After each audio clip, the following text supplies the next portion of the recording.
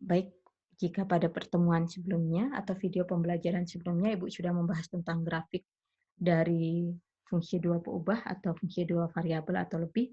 Nah, maka pada video pembelajaran kali ini Ibu akan membahas tentang limit fungsi dua peubah atau dua variabel. Nah, sebelum Ibu membahas limit fungsi dua peubah atau dua variabel, Ibu akan membahas atau mengingatkan kembali tentang limit fungsi satu variabel. Jadi, jika Ibu berikan di sini, ya,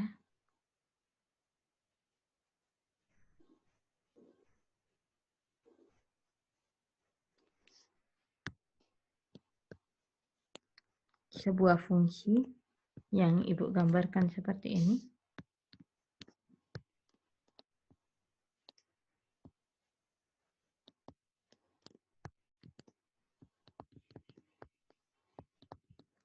Nah, maka ini limit dari fungsi di X untuk X mendekati C itu tidak ada. Mengapa tidak ada? Karena ketika kita mendekati C dari sebelah kiri, nilai fungsinya itu adalah di sini. Sedangkan ketika kita mendekati C dari sebelah kanan, maka limit fungsinya itu di sini.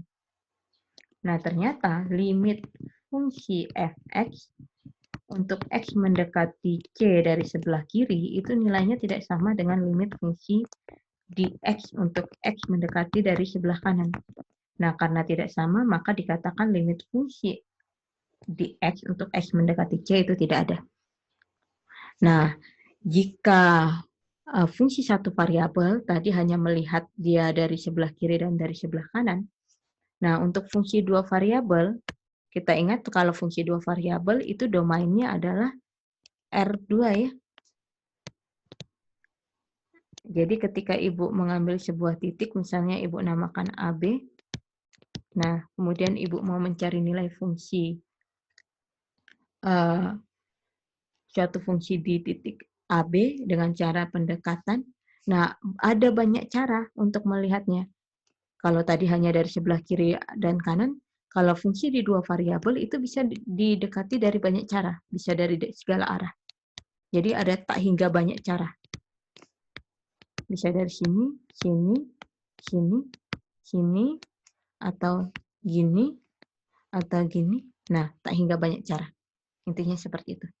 Nah, jadi bagaimana cara kita untuk menentukan atau menemukan nilainya? Nah, untuk menemukan nilainya akan kita pelajari setelah kita membahas tentang definisi dari limit fungsi dua variabel. Ya, ini definisinya. Nah, definisi dari limit fungsi dua variabel di sini diketahui fungsi bernilai real f yang terdefinisi pada domain pada himpunan terbuka D di R2 dengan himpunan dengan pasangan berurut AB dalam domain. Limit fungsi di X, Y untuk X, Y mendekati AB adalah L, itu dinotasikan sebagai limit fungsi di X, Y untuk X, Y mendekati AB adalah L jika dan hanya jika untuk setiap epsilon, bilangan epsilon lebih besar dari 0 atau bilangan epsilon positif, kita dapat menemukan bilangan delta positif sehingga untuk setiap X, Y, pasangan X, Y dalam domain itu memenuhi jarak antara X, Y dalam domain dengan A, B dalam domain tadi itu berada di antara radius delta, berada di antara 0 dengan delta. Nah, kita ingat jaraknya berada di antara 0 dan delta ya. Kita ingat kalau jarak antara X, Y dengan A, B, kalau kita ingat jaraknya berarti itu rumusnya adalah X dikurang A dikuadratkan ditambah Y dikurang B dikuadratkan ya. Nah, berarti jarak antara X, Y dengan AB itu berada di antara 0 dan delta. maka berlaku nilai mutlak dari fungsi di X, Y dikurangi L, itu nilainya kurang dari epsilon. Nah, jadi secara gambar, kalau Ibu lampirkan di sini, jika di sini Ibu berikan domain, yang kuning ini domainnya di R dari fungsi F tentu saja, di R kuadrat. Nah, kemudian di sini kita mempunyai AB. AB di sini tentu saja tadi kita sudah di dalam D, dalam domain. Nah, maka kita dapat mempunyai titik lain, yaitu AB-nya kan tadi di sini ya. Kita dapat menemukan titik lain di sini, yaitu XY, di mana jarak antara AB dengan AB di sini, dengan XY di sini, itu jaraknya adalah ini, akar X min A dikuadratkan ditambah Y min B kuadrat, dan jarak mereka itu berada di antara 0 sampai delta, di mana delta di sini adalah bilangan positif yang sangat kecil. Delta di sini adalah bilangan positif yang sangat kecil ya. Nah, maka kita dapat berlaku daerah hasil. Nah, daerah hasilnya itu kan ingat tadi fungsi bernilai real ya, berarti daerah hasilnya adalah bilangan real. Kalau bilangan real berarti daerah hasilnya berupa garis bilangan. Nah, maka berlaku daerah hasil dan kita dapat menemukan epsilon, bilangan epsilon yang kecil juga, dan epsilonnya positif. Jadi ketika X, Y dipetakan oleh fungsi F ke fungsi fxy, dan AB dipetakan oleh fungsi F ke L, maka jarak antara L dengan fungsi fxy itu berada di antara L min epsilon hingga L plus epsilon. Ya.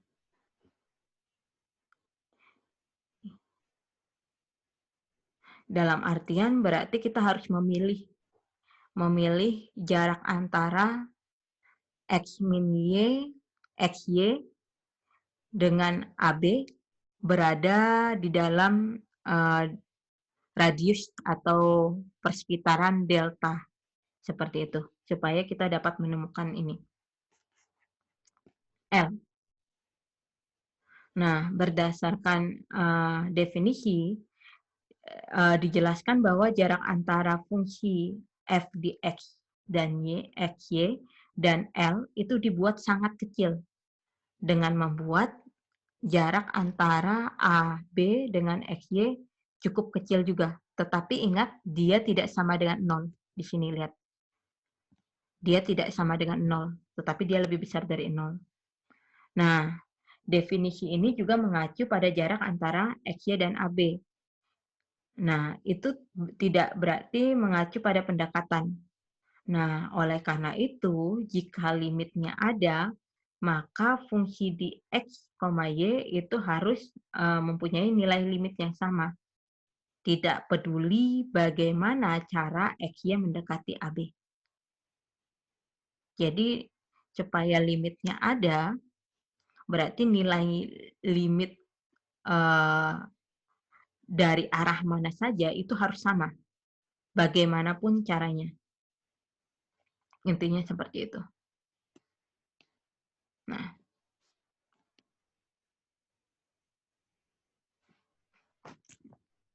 oke. Nah, di sini ilustrasi ada Ibu berikan.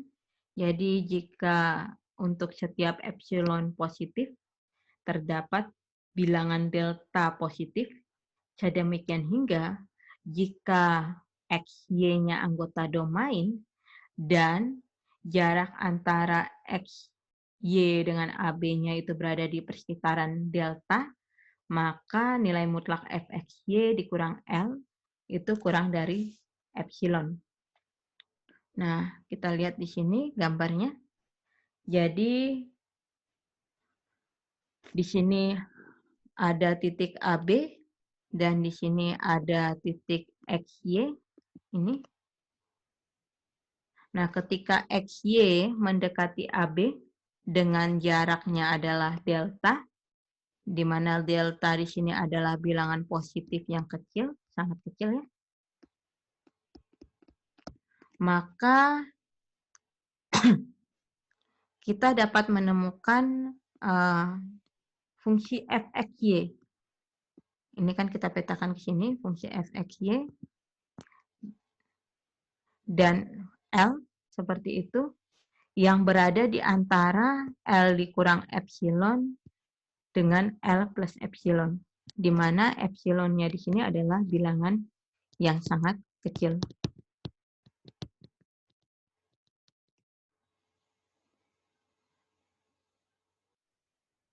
Jadi ketika jarak titik antara XY dengan AB ini dekat, maka daerah hasilnya juga mendekat.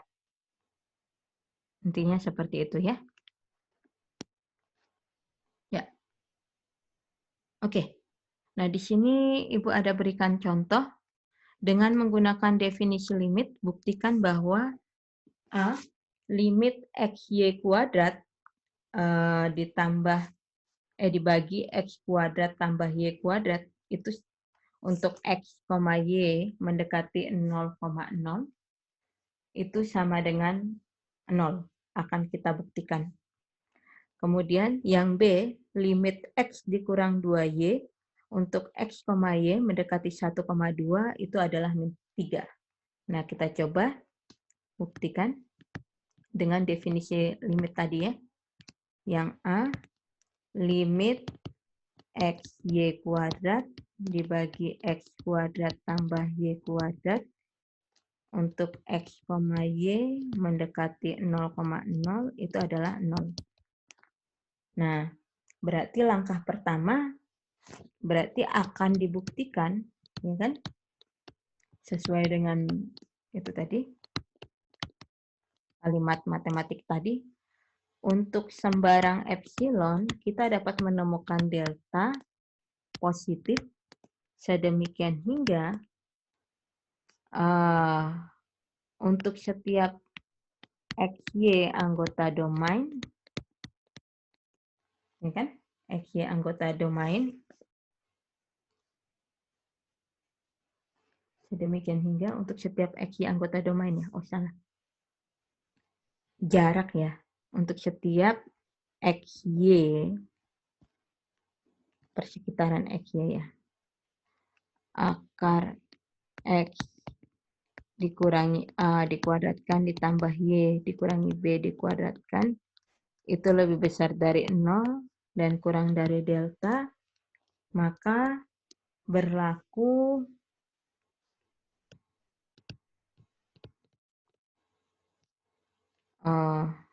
jarak fxy dikurangi L itu kurang dari epsilon.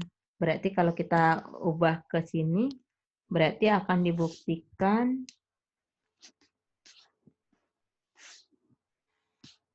untuk setiap epsilon akan dibuktikan 0 jarak antara, karena AB-nya adalah 0,0, berarti jarak antara X dikurangi 0, berarti X kuadrat, ditambah Y dikurangi 0, Y kuadrat, itu kurang dari delta. Maka berlaku jarak antara fxy-nya adalah ini, berarti xy kuadrat per x kuadrat plus y kuadrat itu dikurangi 0 kurang dari epsilon. Nah, untuk mengerjakannya berarti kita lakukan analisis pendahuluan dulu. Untuk membuktikannya kita lakukan analisis pendahuluan dulu.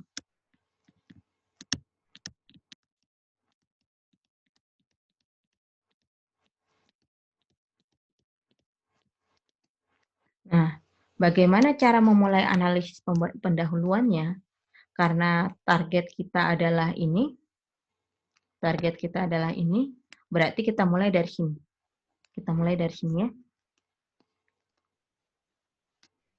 Berarti kita mulai dari nilai mutlak dari tadi. Nilai mutlak XY kuadrat per X kuadrat plus Y kuadrat. Seperti itu.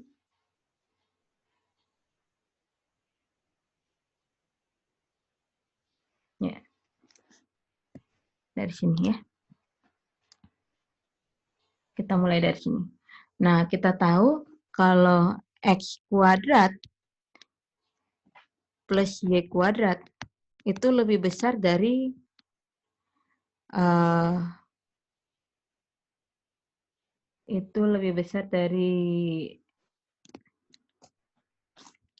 X kuadrat ya. Betul?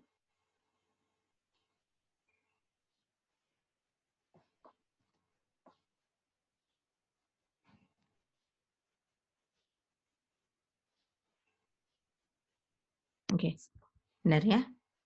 X kuadrat plus Y kuadrat itu lebih besar dari X kuadrat. Nah, berarti kalau misalnya Ibu katakan karena X kuadrat plus Y kuadrat itu lebih besar dari X kuadrat, berarti 1 per X kuadrat plus Y kuadrat itu pasti lebih kecil dari 1 per X kuadrat ya.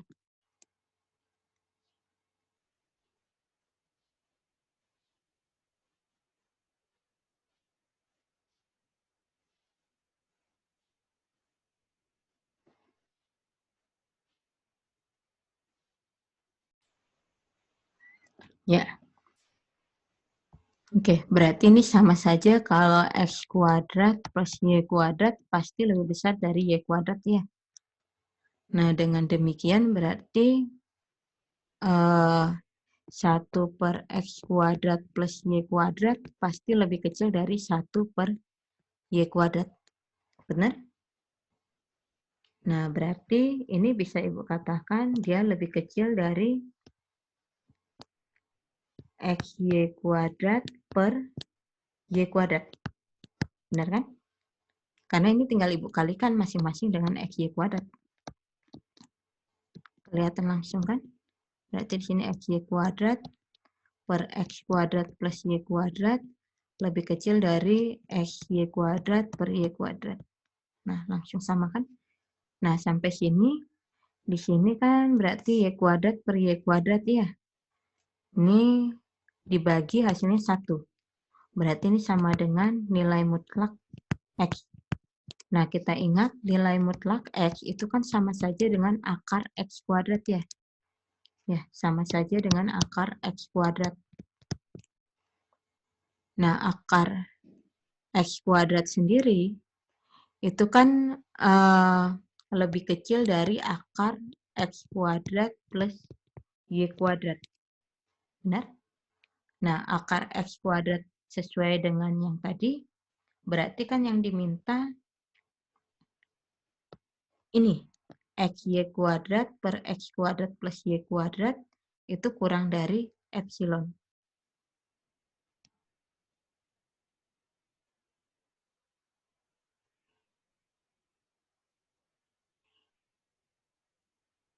Ya, kurang dari epsilon. Ya kan, yang diminta ini kurang dari epsilon. Nah, kita lihat akar X kuadrat plus Y kuadrat sendiri, itu kan kurang dari delta. Nih, akar X kuadrat plus Y kuadrat sendiri, itu kurang dari delta. Nah, karena X kuadrat plus Y kuadrat ini kurang dari delta, berarti kita dapat memilih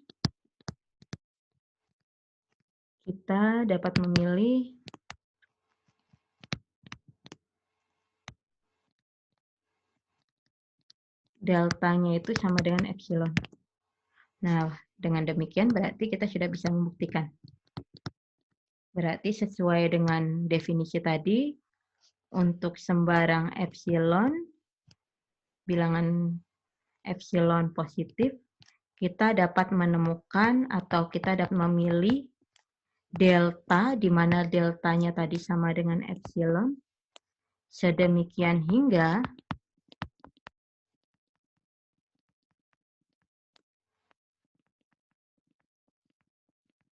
jika, ini Bu, ini kan dulu, akar dari X kuadrat ditambah Y kuadrat kurang dari delta, ya, berarti Y tadi adalah 0. Itu kurang dari epsilon, terbukti.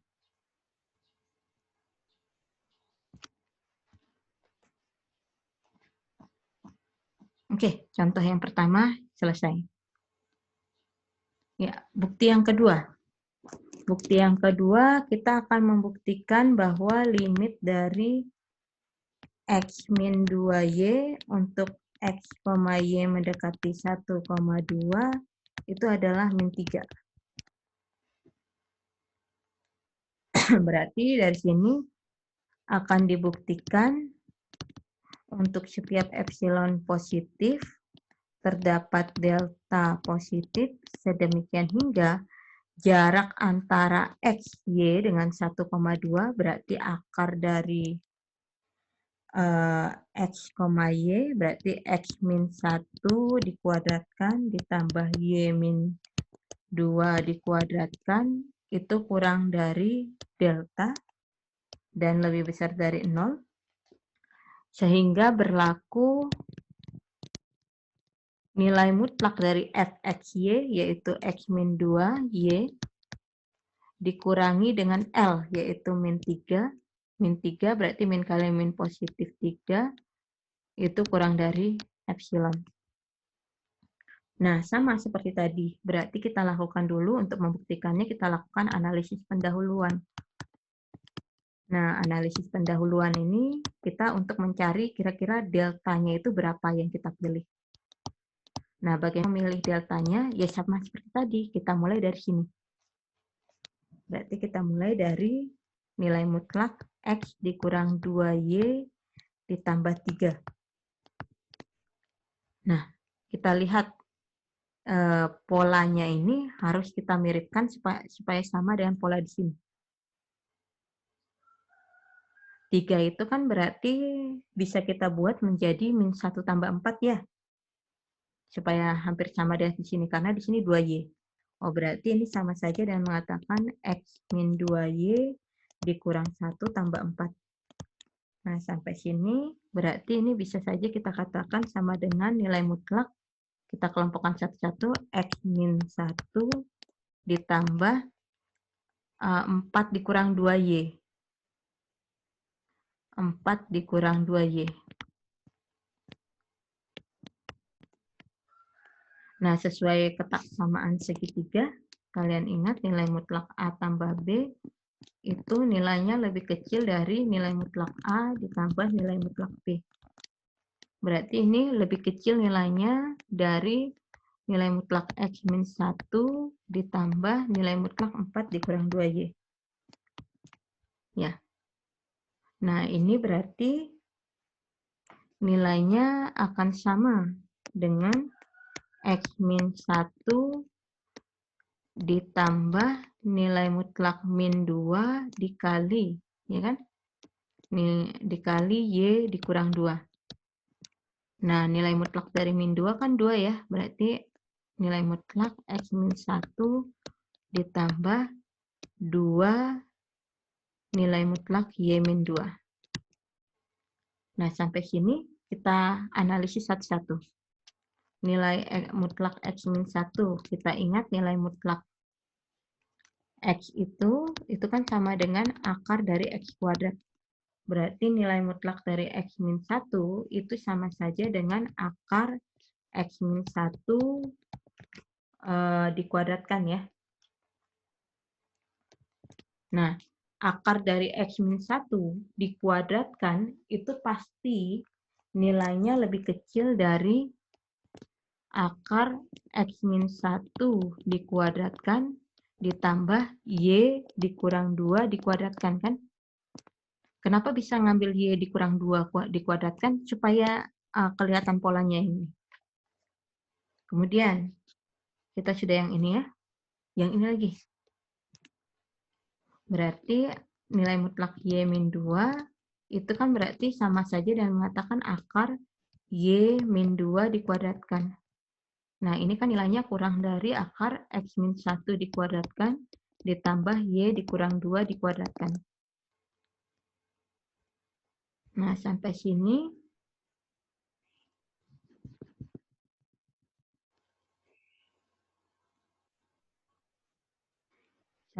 kita kembali ke sini lagi.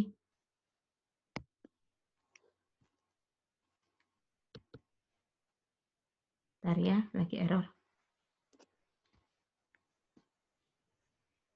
Ya, kita kembali ke sini lagi.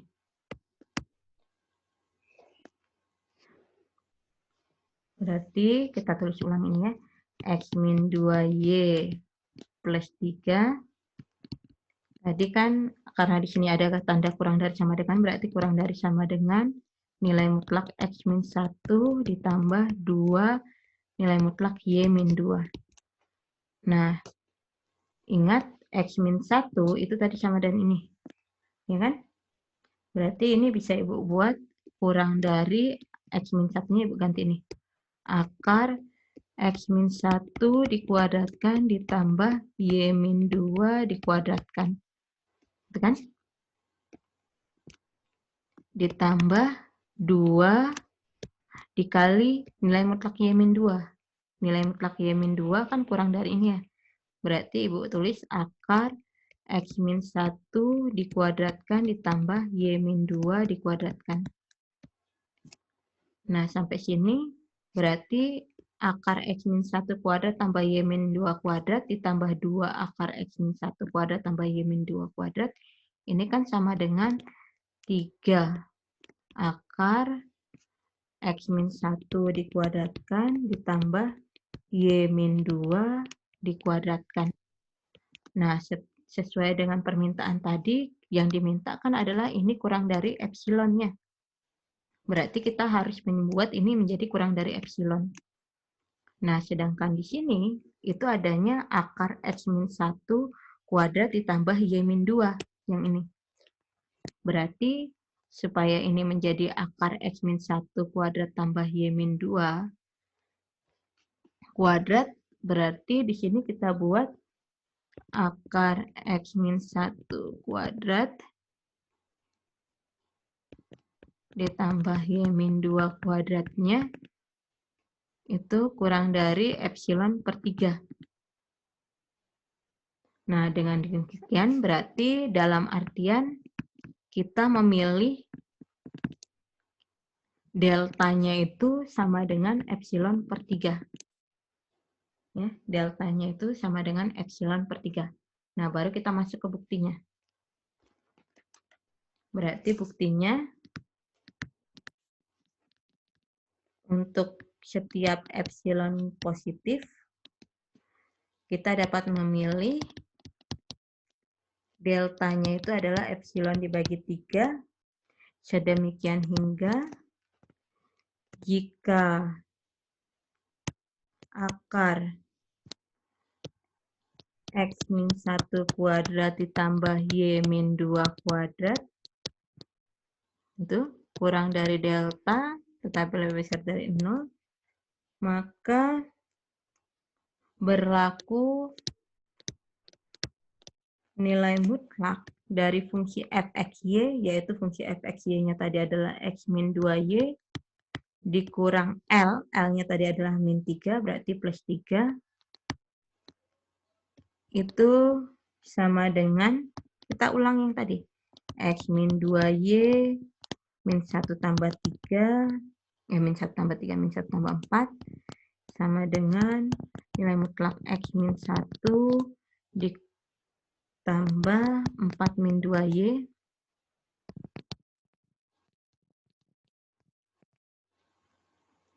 Ini menggunakan ketaksamaan segitiga berarti kurang dari nilai mutlak X min 1 ditambah nilai mutlak 4 dikurang 2Y sama dengan X min 1. Berarti di sini kita bisa ini kurang dari X min 1 kuadrat tambah Y min 2 kuadrat kurang dari delta. Berarti ini nilainya kurang dari 3 delta. Nah, karena tadi kita memilih deltanya adalah epsilon per 3, berarti di sini 3 dikali deltanya kita ganti epsilon per 3. Nah, terbukti untuk setiap epsilon kita dapat menemukan delta sedemikian hingga jarak antara X min 1 kuadrat ditambah Y min 2 kuadrat itu kurang dari epsilon, sehingga berlaku nilai mutlak X min 2Y plus 3 itu kurang dari epsilon. Terbukti. Selesai. Itu contoh 1 dan contoh 2.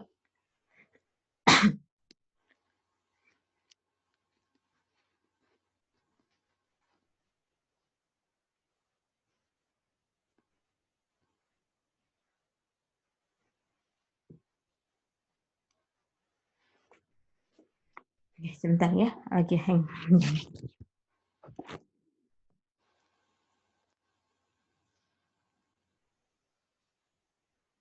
Oke.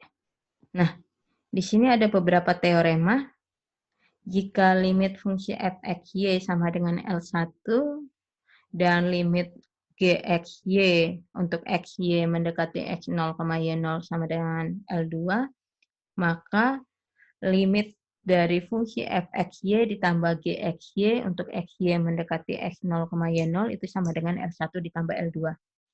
Yang kedua, limit fungsi f(xy) dikurang gxy untuk xy mendekati x0, y0 itu sama dengan L1 dikurang L2. Limit fungsi f(xy) dikali gxy untuk xy mendekati x0, y0 itu sama dengan L1 kali L2. Limit k dikali gxy untuk xy mendekati x0, y0 itu sama dengan k dikali L2. Limit fungsi f(xy) dibagi gxy untuk xy mendekati x0, y0 itu sama dengan L1 dibagi L2. Catatan di sini, fungsi f itu tidak harus terdefinisi di AB. Tidak harus terdefinisi di AB. Yang kedua, jika nilai limit fungsi f(xy) untuk x, y mendekati a, b itu sama dengan L dalam artian ada, maka bagaimanapun caranya x, y mendekati AB, maka f(xy) juga itu harus mendekati L. Seperti itu. Dalam artian, jadi ketika nilai limit ketika x, y mendekati AB dari sumbu x ternyata nilainya tidak sama dengan limit fungsi f(xy) ketika xy mendekati AB dari sumbu y, maka berarti limitnya tidak ada. Intinya seperti itu. Jadi limitnya akan ada ketika limit f(xy) untuk xy mendekati AB dari mana saja itu nilainya selalu sama. Nah, supaya lebih mengerti, kita langsung masuk saja contoh. Contoh, hitunglah limit berikut. Yang A, limit x kuadrat y ditambah 3y untuk xy mendekati 1,2. Yang B, limit xy untuk limit xy dibagi x kuadrat tambah y kuadrat untuk x, y mendekati 0,0. Yang C, limit xy kuadrat dibagi x kuadrat tambah y pangkat 4 untuk x, y mendekati 0,0. Yang D, limit 3x kuadrat y dibagi x kuadrat plus y kuadrat untuk x, y mendekati 0,0. Kita coba satu persatu. Yang A, limit x kuadrat y ditambah 3y untuk x, y mendekati 1,2. Nah, kita lihat di sini ternyata ketika kita masukkan nilai x dengan y-nya 1,2 itu tidak menyebabkan hasilnya tak terdefinisi. Kalau dia tidak menyebabkan hasilnya tak terdefinisi, berarti langsung saja tidak apa-apa. Langsung kalian substitusi saja x-nya 1, y-nya 2. Berarti 1 pangkat 2 dikali 2 ditambah 3 kali 2. Berarti sama dengan 1 kali 2, 2 ditambah 3 kali 2, 6. Berarti hasilnya 8. Seperti itu. Nah, yang B. Yang B, limit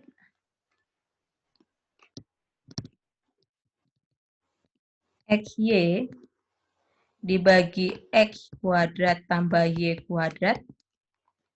Untuk XY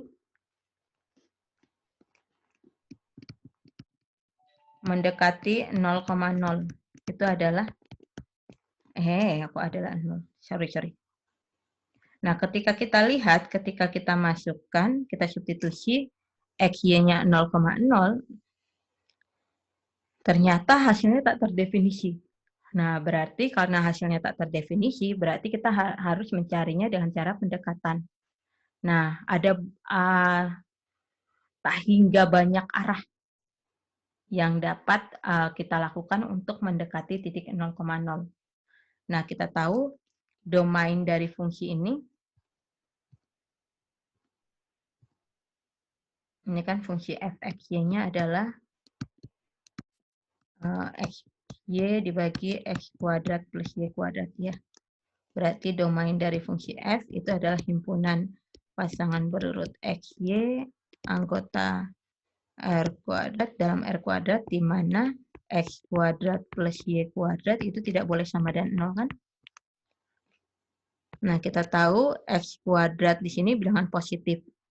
Dan di sini bilangan positif juga, Y kuadrat. Berarti bilangan positif ditambah bilangan positif yang hasilnya 0, itu adalah 0,0. Berarti domainnya itu adalah himpunan XY anggota R kuadrat dengan syarat X, Y itu tidak boleh sama dengan 0,0. Itu domainnya. Nah, seperti yang Ibu bilang tadi, nah titik 0,0 ini itu dapat didekati melalui tak hingga banyak arah. Nah, untuk itu kita akan melihat ketika XY mendekati 0,0 itu dari sepanjang sumbu X dulu, baru kita lihat sepanjang sumbu Y, baru kita lihat sepanjang garis Y sama dengan M kali X, di mana M-nya adalah gradien atau kemiringan. Baru kalau misalnya masih sama, baru kita lihat dengan cara menggunakan parabola Y sama dengan X kuadrat, baru parabola X sama dengan Y kuadrat. Kalau misalnya sama semuanya, baru kita menggunakan analisa pakai definisi. Nah, kita coba. Yang pertama, yaitu jika XY mendekati 0,0 sepanjang sumbu X. Atau melalui sumbu X. Nah, kalau dia melalui sumbu atau sepanjang sumbu X, berarti Y-nya sama dengan 0, ya kan? Maka berarti kita dapat mengatakan limit dari, tadi kan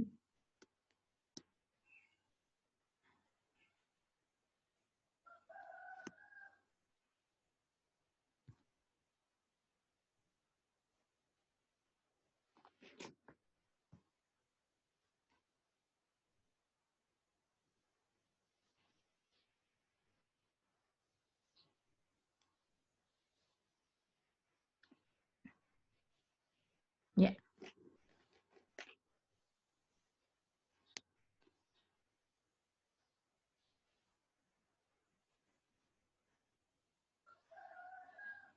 Bentar ya. Lagi error ininya. Slide-nya.